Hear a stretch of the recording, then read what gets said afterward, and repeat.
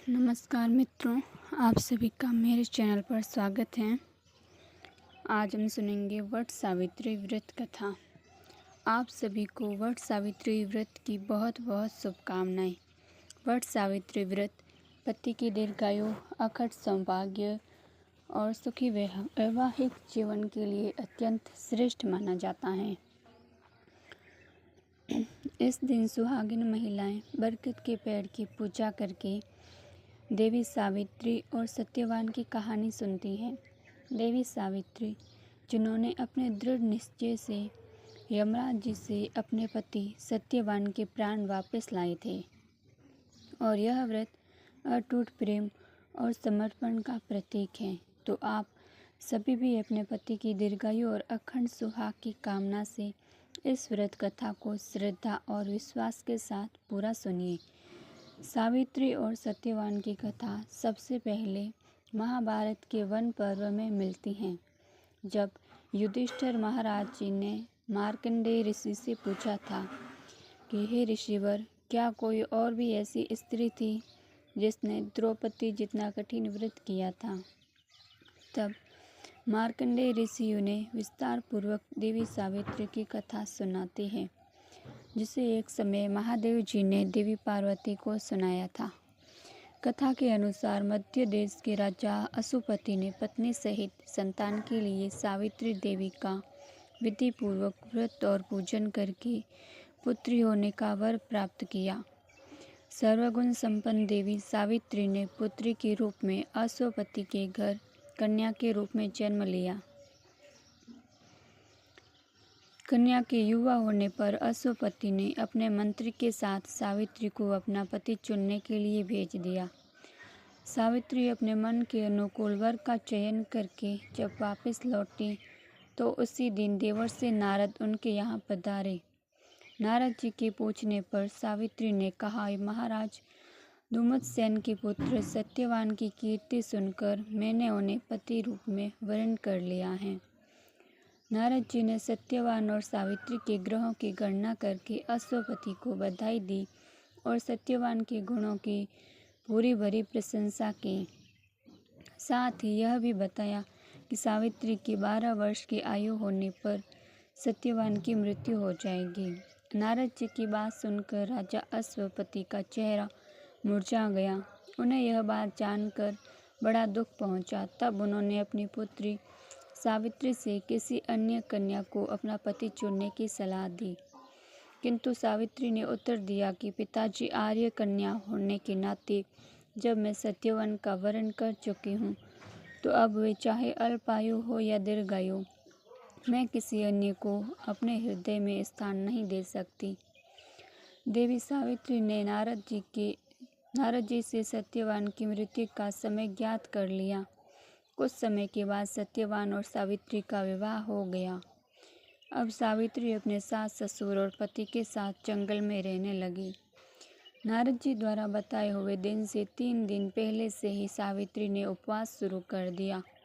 नारद जी द्वारा निश्चित तिथि को जब सत्यवान लकड़ी काटने के लिए वन को चले तो सास ससुर से आज्ञा लेकर सावित्री भी सत्यवान के साथ साथ चल पड़ी। सत्यवान वन में पहुंचकर लकड़ी काटने के लिए वृक्ष पर चढ़े। वृक्ष पर चढ़ने के बाद उनके सिर में भयंकर पीड़ा होने लगी। सत्यवान पेड़ से किसी तरह नीचे उतरे। सावित्री ने उन्हें वट के पेड़ के नीचे लिटाकर उनका सिर अपनी गोदी में रख लिया। सावित्री समझ गई थी कि अब उनके पति की मृत्यु का समय नजदीक आ पहुंचा है, किंतु वे बिल्कुल भी विचलित नहीं हुई। देखते ही देखते यमराज जी ने ब्रह्मा जी के विधान की रूपरेखा को सावित्री के सामने स्पष्ट किया और सत्यवान के प्राणों को लेकर चल पड़े। कहीं कहीं पर कुछ कथाओं में ऐसा भी उल्लेख मिलता है कि वट वृक्ष के नीचे लेटे हुए सत्यवान को सांप ने डस लिया था। सावित्री सत्यवान को वट वृक्ष के नीचे ही लिटाकर यमराज के पीछे पीछे चल पड़ी। पीछे आती हुई सावित्री को यमराज ने वापस जाने का आदेश दिया, किंतु देवी सावित्री ने विनम्रता पूर्वक कहा कि महाराज, जहाँ पति जाती हैं वहीं पर पत्नी को भी जाना चाहिए। यही पत्नी का धर्म है और यही मर्यादा है। ऐसा कहकर सावित्री यमराज के पीछे पीछे चलने लगे। सावित्री की धर्मनिष्ठा से प्रसन्न होकर यमराज बोले कि पति के प्राणों के अलावा कुछ भी मांग लो। सावित्री ने यमराज से अपने सास ससुर की आंखों की ज्योति और दीर्घायु मांगी। यमराज तथास्तु कहकर आगे बढ़ गए।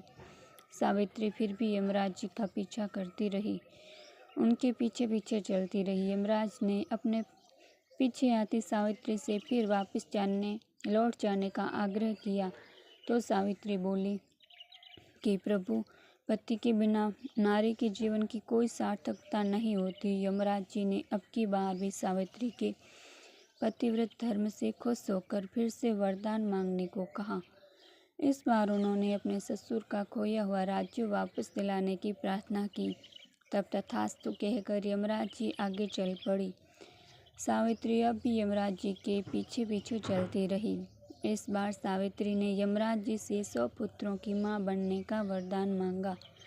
पहले की तरह ही तथास्तु कहकर जैसे ही यमराज जी आगे बढ़े, सावित्री हाथ जोड़कर खड़ी हो गई और कहने लगी, प्रभु, अभी अभी आपने मुझे 100 पुत्रों की मां होने का आशीर्वाद दिया है, किंतु पति के बिना मैं माँ किस प्रकार बन सकती हूँ। अपना यह तीसरा वरदान पूरा कीजिए। तब सावित्री की धर्मनिष्ठा, ज्ञान, विवेक और पतिव्रत धर्म की बात जानकर यमराज जी ने सत्यवान के प्राणों को अपने पास से स्वतंत्र कर दिया। सावित्री सत्यवान के प्राणों को लेकर वट वृक्ष के नीचे पहुंच गई, जहां सत्यवान का मृत शरीर रखा हुआ था। सावित्री ने वट वृक्ष की परिक्रमा की तो सत्यवान जीवित हो उठे। तब सावित्री अपने पति सत्यवान के साथ अपने सास ससुर के पास पहुंची तो उन्हें नेत्र ज्योति मिल गई थी। इसके बाद उनका खोया हुआ राज्य भी उन्हें मिल गया। आगे चलकर सावित्री 100 पुत्रों की मां भी बनी। इस प्रकार चारों दिशाएं सावित्री की पतिव्रत धर्म के पालन की कीर्ति से गूंज उठी। तभी से यह व्रत रखने की परंपरा प्रारंभ हो गई थी। यह वट वृक्ष सावित्री व्रत कथा संपूर्णम।